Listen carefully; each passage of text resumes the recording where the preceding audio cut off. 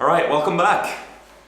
We're still working on the kitchen. We're getting there. All the walls are painted, the frame is painted, the countertop has 3-4 layers of oil on it. That should make it nice and durable. The coffee machine is on. Today's job is the floor. Yesterday I went and picked up some flooring, and that's what we're gonna be laying down today.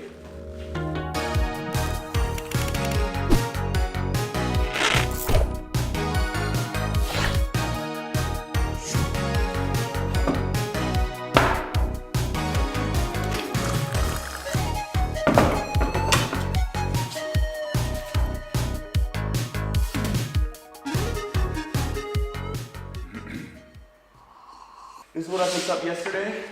It's nothing super fancy, but it was for free. Someone just gave this stuff away. It's MDF with this printed coating, but that also makes it pretty durable. It has this click system that should just super easily just click together, and this whole kitchen should be done in no time. So we're just gonna start in one end and work our way through the kitchen. So normally what you would do with a flooring like this is that you would put it with a little bit of a gap away from the wall so that the wood has a little bit of room to expand and contract. When the seasons change and the humidity in the air changes, the wood will expand and contract a little bit. And then you would normally put a little piece of trim around the edges. Here, we're gonna try to put it almost up to the edge, and then we're gonna put a little bit of silicone around there. The reason why we can do this is because it's basically only MDF and plastic, and that's not going to expand and contract as much as regular, like proper wood would. Proper wood. They also gave us this material here, which is meant to go underneath or in between the floor that is here right now and the new floor that we're going to put in. It will act a little bit sound absorbing, and we're just going to put that down, and then we're going to start laying the boards on top.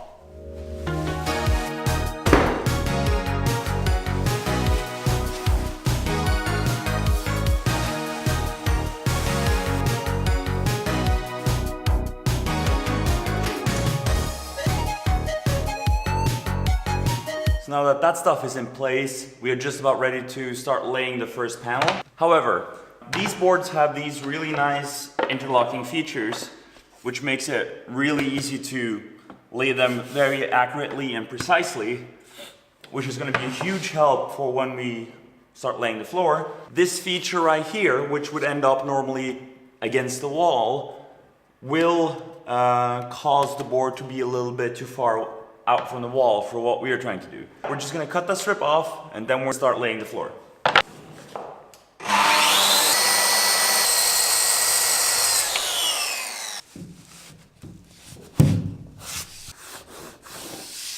So now that we cut that little edge off, we're now able to get all the way up against the wall, which is a good thing.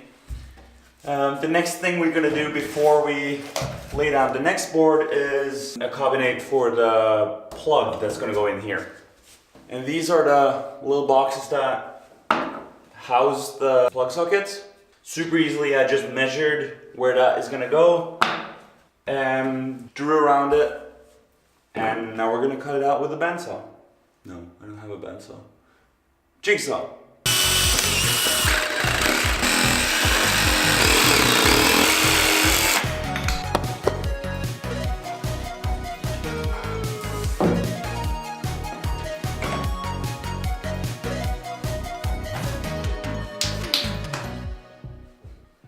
That worked pretty well.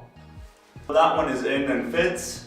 We're on to the next board, which also is going to be one of these, and then everything after that should be very simple. Since this was a floor that has previously already once been installed, I'm just going to use one of the boards that has already been cut. If you're doing this, just make sure that it's been cut on the right side, so the same side that you're actually going to end up cutting off.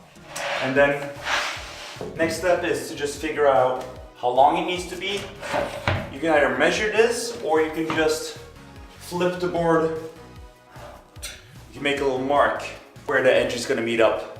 If we cut this, flip it around, this should all fit. I'm also going to cut off the same little lip that I cut off on the other board, so both boards end up meeting this edge the same way, and hopefully we get a really nice even finish. I'm back, did all the things, put the hole in, cut it to length, cut off the lip at the end here. I haven't tested this yet, so we'll see if it fits. Alright, the next step is going to be to put a shorter piece in first and then a longer piece, so that the joints are not going to be all in the same line. But that's the two most difficult boards done. As I said, the next step is going to be to lay the first board in the second row, and we're going to offset the board so the long board is at the end. That will make for kind of like a brick pattern, and the joints are going to be much stronger because not all the joints are just going to line up. They're going to be offset every other time. And in order to not waste too much material, I've picked up the 5 boards that I'm going to need. These are all boards that have already previously been cut, but they have all been cut on the same side that I'm going to cut them. So my plan now is to just measure out what the shortest board here is and then cut it to some dimension that makes sense, and then I can always use the shorter off-cut boards that I have a ton of to use as the second board in the rows where these go. Alright, we're doing that 4 more times and then we got all 5 boards that we need.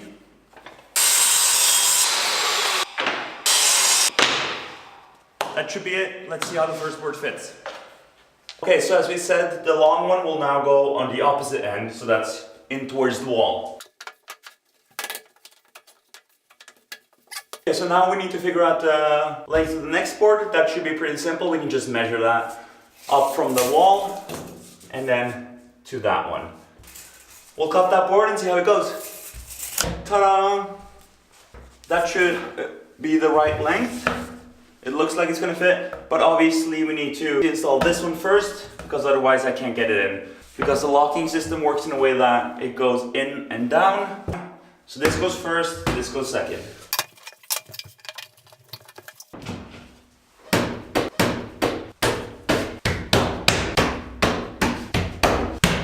Look at that, it fits. That wasn't too bad.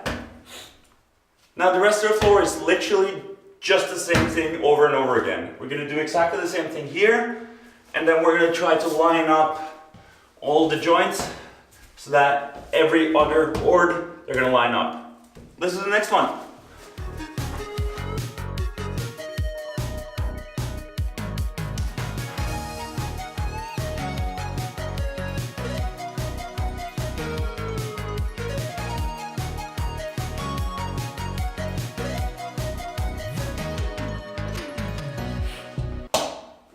That really didn't take long.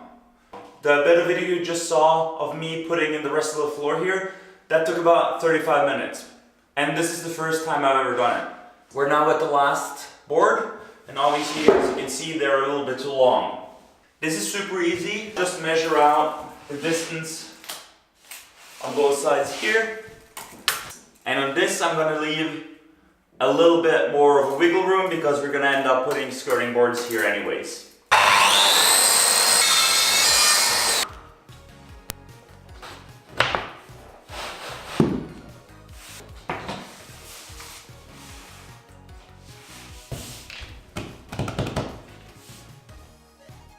Pretty happy with that. Last step is going to be the caulking around the edges. I'm going to use this stuff. In reality this is a glue, but the benefit of this is that it comes in a whole bunch of different colors. So I've chosen a very light gray that is going to match the floor and the slightly green walls quite well. It can be a little bit tricky to apply, so that's why I'm going to tape all the edges and leave like a 5mm gap for this stuff to fill in, and then I'm gonna apply it, even it out with my finger, take off the tape and then smooth it out once I'm sure there's not way too much stuff on there.